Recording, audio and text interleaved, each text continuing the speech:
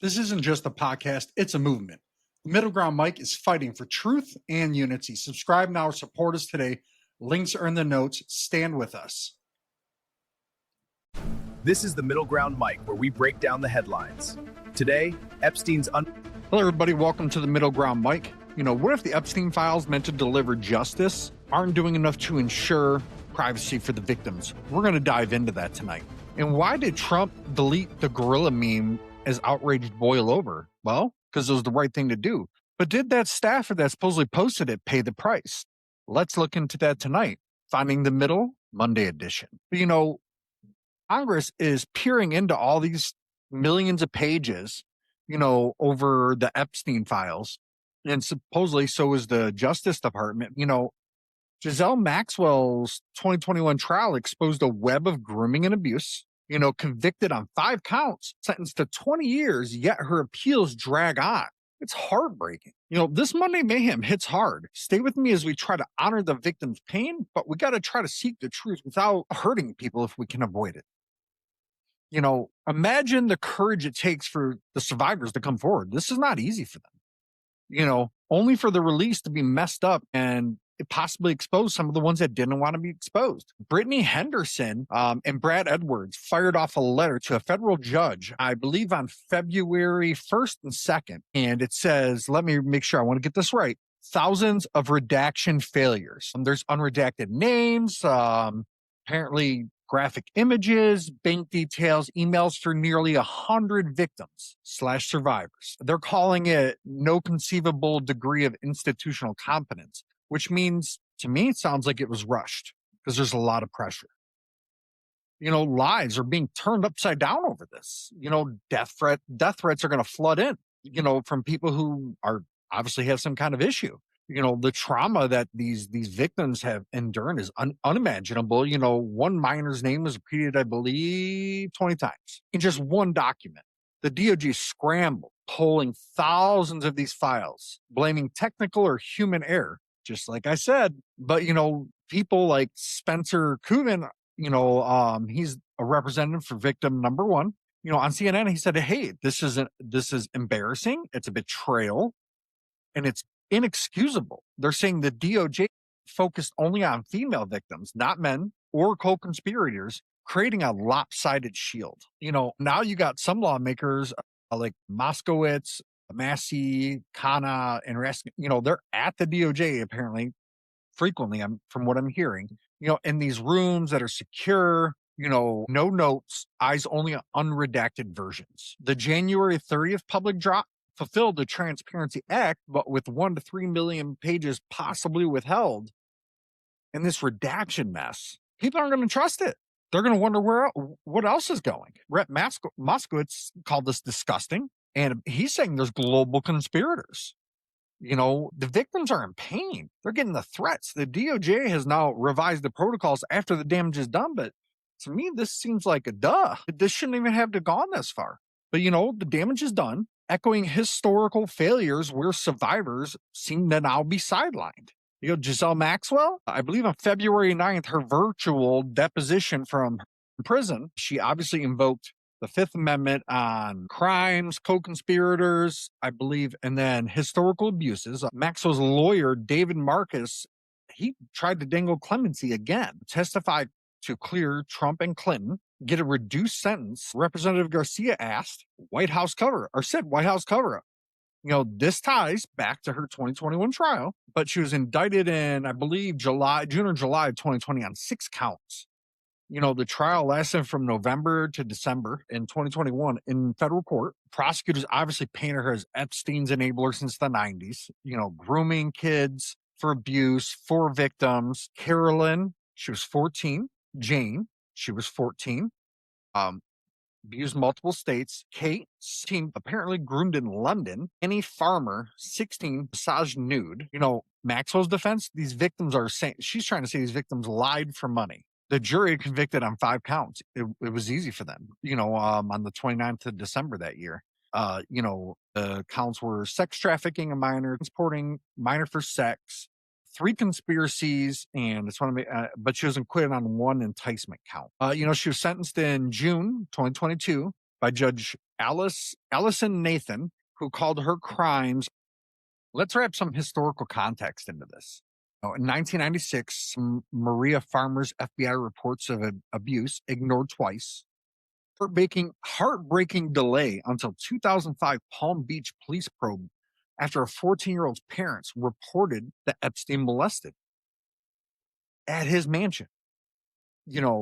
Identifying 36 underage victims, the pain that those girls endured, they were groomed, silenced. 2006, obviously a grand jury is, indicts on one of the felony solicitations. The FBI obviously launched their probe into it.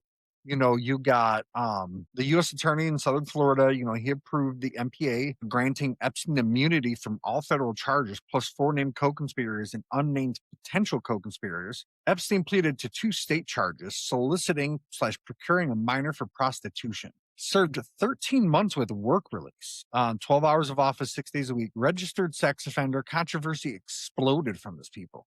The deal was secret. It violated the Crimes Victims' Rights Act by not notifying the victims. 19 judge ruled illegal. The victims in this 2005 probe, they felt betrayed. Duh. They had no chance to object to this.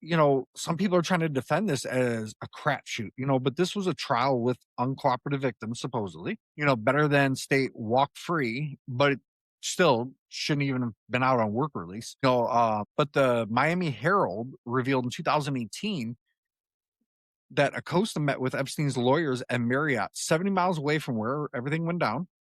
Pressured prosecutor Marie Villafana in 2020, or I'm sorry, it comes up in a DOJ 2020 report where she accuses him of poor conduct, but no misconduct. Didn't break the law, but failed the ethics. It's crazy that this didn't break the law. He later resigned labor secretary in 2019 amid scrutiny, saying the deal ensured some jail time. But critics are saying it was a sweetheart deal for the elite that you and I, the average person, would have never got. And his power shielded him because people, obviously the elite, were afraid. The victims' 2019 lawsuits called it a deal of a lifetime for the abuser, but it's been a nightmare for them. Why repeat history? 1996 ignorance, 2026 redaction fails. The survivor's strength is it's crazy. But the system's betraying them. It's been gut wrenching. Let's dig into a little bit more. Let's talk a little bit about the emails, some of the historical probes, and let's dig into those redactions a little bit deeper. These critical files, the drafts, the emails, but victims' lawyers are furious because they're still saying, like I said earlier, they're not redacted enough, exposing graphic images, personal details about the victims, and that's re-traumatizing survivors. Imagine the fear. That's soul-crushing.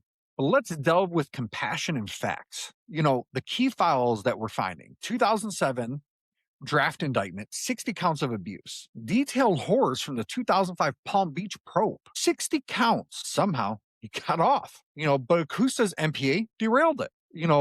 Emails: Musk 2012 island plans canceled. Gates Russian girls claims. Trump hundreds of mentions. Assaults at Mar-a-Lago. Ghislaine Maxwell ties supposedly. Some DOJ, some untrue and sensationalist pre-2020. But the redaction crisis, public versions failed. Unredacted victim statements, like I said, images, the bank details. The scale is inexplicable. One of the victims' emails is in multiple documents leading to threats. That means people took it, they're emailing the victim and threatening. It's astonishing. But it seems that the DOJ only focused on females, but apparently there was plenty of males that had an issue as well, or that were abused, I should say. But Kuvin's calling it embarrassing betrayal. The survivors, like Annie Farmer, she testified in the Maxwell trial. She's facing renewed harassment and threats on her life. People are threatening her because she testified about being abused. Maxwell all but admitted it. Epstein all but admitted it. So why threaten her? It doesn't make sense.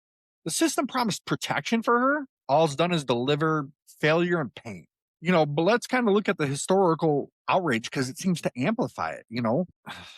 It's kind of crazy. You know, the abuse at his home was ignored. The 2005 Palm Beach tip from a 14-year-old stepmom, Epstein massaged her nude. Police found, police found trash evidence, photos, messages. They identified 36 victims, many 14 to 16. The 2006 grand jury, one felony charge, FBI, leap year, expands into interstate trafficking. But Acosta, he pressured Epstein's star lawyers. Well, he met with them at the Marriott, agreed to NPA, shutting down the FBI probe. He got a deal for immunity. Epstein slash co-conspirators, you know, the victims weren't identified, which is a CVR violation. It was ruled on in 2019. Acosta avoided the risky trial, but I don't think it had been risky. It was pretty clear. Supposedly were uncooperative. None of us want to look at full details on that, I'm sure. You know, but 2018 Miami Herald, you know, Acosta broke protocol and favored the elite. The GOJ 2020, poor judgment on him, but not misconduct. You know, it was criticized for non-notification. 19, amid his Epstein's rearrest, defended as a straightforward goal, some jail versus none. Critics are still saying it was completely unprecedented leniency, which for the severity of the crime, it kind of seems like it. You know, his wealth bought him freedom. I mean, let's be real. Everybody knows you got money, you get out of trouble a whole lot more than if you don't. You know, emotional victims, they're feeling as if they're being cast as prostitutes in one plea, right? You know, one told Herald, we were kids. The system sold us out. I mean, how do you address that? You know, Maxwell's February 9th deposition, you know, fifth on all. Clemency offer to clear Trump and Clinton. So we would, you know, how would we even know if that was true?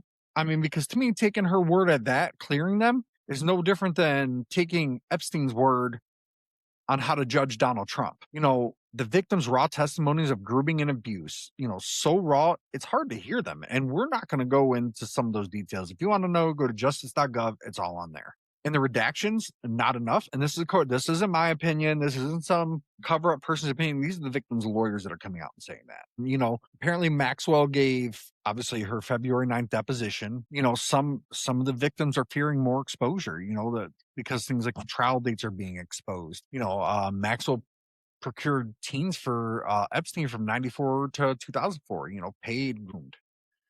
You know, Jane was abused, 80, same thing, but Carolyn was charged 300 per visit. That's what they charged. I'm not quite sure. You know, the defense is still somehow trying to say that Maxwell's innocent. Victims are saying, you know, her lawyers trying to say they're motivated by lawsuits and money. There's way too much evidence that shows otherwise. It's a slap in the face that any lawyer could sit there and defend this, honestly. You know, she was acquitted though on one enticement, on one minor. You know, but she was sentenced in June 2022, again, for 20 years, $750,000 fine for the heinous crimes. Her statement, though, is she regrets associating with Jeffrey Epstein. Oh, she tried to appeal it. The Second Circuit upheld it. The Supreme Court upheld it. In October 25 and December 2025, new evidence for misconduct, supposedly undisclosed abuse history, which would matter in this kind of situation. There was some supposedly suppressed evidence, constitutional violations, you know, and now the victims, their impact statements at sentencing, she ruined my life, tears in court, you know, but they may have to face something like this again, which is crazy. You know, these files expose the victims while Maxwell stays silent. Does clemency spike? I don't know. You know, let's kind of go off that a little bit. That's just kind of like a summary of some of the stuff that's been going on with the Epstein thing. You know, I kind of want to elaborate a little bit of it, you know, kind of getting out of that little fact base kind of back and forth is, you know, if the victims want their names redacted, it's totally fine. If we can get those congressmen in there and they're okay with, hey, we got to redact this, this, and this, and they're not going to raise a red flag on it, these are the ones that wanted to get it released. So I guess to a point, we would have to try to trust them on that because these victims under the law have a right to have their names redacted. The law that Congress passed does not trump or does not subvert, you know, the victims being able to want their name kind of isolated. You know, let's kind of get over to the gorilla meme, right? You know, it ended up not being a meme, I think it was kind of like a Lion King video. Very poor taste. Definitely had a racist tone to it. Whether you like it, you don't like it, you think it's funny, you do think it's funny, it's deleted amid fury, but in a week where these victims are saying the redactions weren't enough, that this distraction feels like salt in the wounds, this emotional weight on, Black communities saying it's bothering them and the other survivors. All this is overwhelming, it was, it portrayed the Obamas as gorillas in a jungle voter fraud clip. It was deleted, according to people, Trump saying, and everybody else that it was a low-level staffer. Well, if that's the case, who was it? Maybe, only certain people know, but where is like some kind of proof that the person was terminated? Because to me, you're in a White House position. You should know better and you should be terminated. Seems fair to me. It's like, come on, people. We have to do better. It's like, and first, if you think Donald Trump really types out all of his stuff, you're sadly mistaken. He probably has somebody good chunk of the time that types it out for him. He's older. I mean, it happens. Not that there's anything wrong with old people, but I mean, like, he probably goes on a fury and wakes somebody up. Hey, I mean, they used to do that with speeches, so it's no different. That gorilla meme was / video bad taste. It's terrible. You can call it racist for sure. I get why some people are, it's too overblown. I mean, it was taken down, but I want to see if there was any actual consequence to that person's actions, but a lot of people are saying that this meme was deflection. Who knows? I don't know. It seems like it, but Polymarket, it's surging right now. Check that stuff out. We're going to have an episode soon. We have to give the empathy to the victims and to people who are bothered by that meme to a degree, right? Like, obviously, it's not like an end of the world thing, but at the same time, like, okay, come on. We know what was going on here. All right, guys, if you like this, please follow, like, subscribe, all the good schnaz. If you could go to buymeacoffee.com/TMGM, help support the show with whatever you can. It'll help get you insider access. And starting next week, there's going to be obviously the main episodes, but some episodes will actually have bonus things in there for myself and some guests, that won't be part of the public part. And, you'll get some discounts on merchandise, free merchandise giveaways and everything. So I really appreciate it.